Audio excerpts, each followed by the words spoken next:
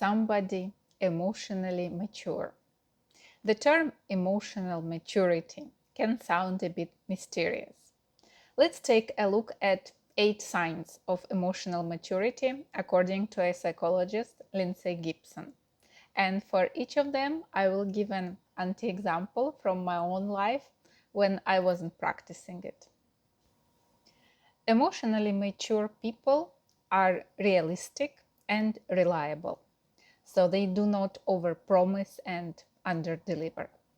If they say they'll call, they call. If they commit to something, they follow through. Their behavior is predictable and you know where you stand with them. So an anti-example from my life, when I opened the Mindsley Self-Discovery Studio, I rented a space in town without being realistic about the costs. So there I wasn't practicing the realistic criteria. Second, they respect other people's individuality. They don't need you to share their opinions, their values, their way of doing things. If you disagree with them, they find it interesting rather than threatening. And an example from my own life, while I respect people's individuality usually, I do tend to make a quick decision whether I can be friends with somebody within hours of getting to know them, really. 3, they can feel and reflect at the same time. So when something upsets them, they don't need to immediately act on it or shut down. They can say, that hurt me, without turning it into an attack. So an example from my own life, usually I am able to do that, but when I travel, I really tend to snap at people. I don't know, maybe that because I'm tired or I'm stressed or I'm rushing, but I'm really not proud of my behavior in the airport. 4, they take responsibility. When they get something wrong, they can say so plainly, without excessive guilt, without deflecting, without making you feel responsible for managing their reaction. So an example from my own life would be, because I study psychology, I tend to overreact and feel super guilty when I do not manage to behave in the most emotionally mature way suitable for the situation.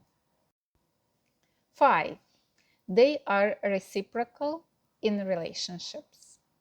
So conversations don't always orbit around them. They ask you how you are and actually listen to the answer. The relationship has a natural give and take.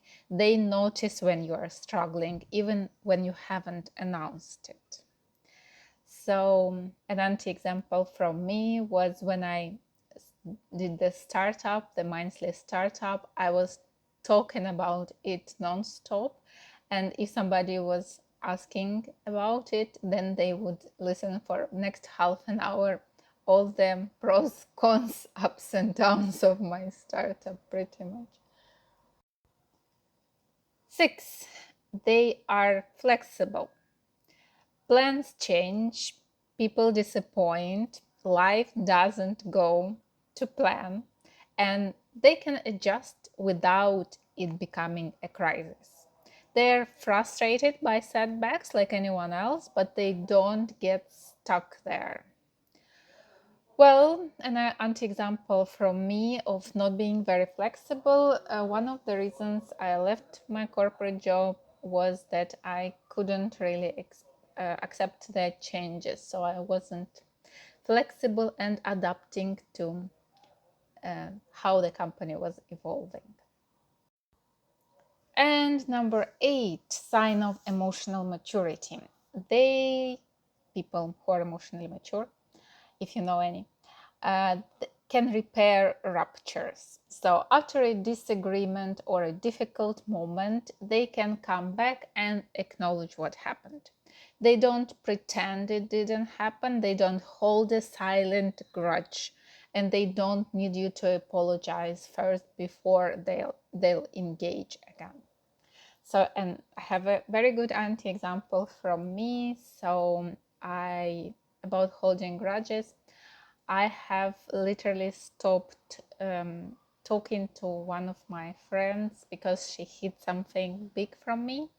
And then I never spoke to her again. And she has reached out a few times and I have just never replied.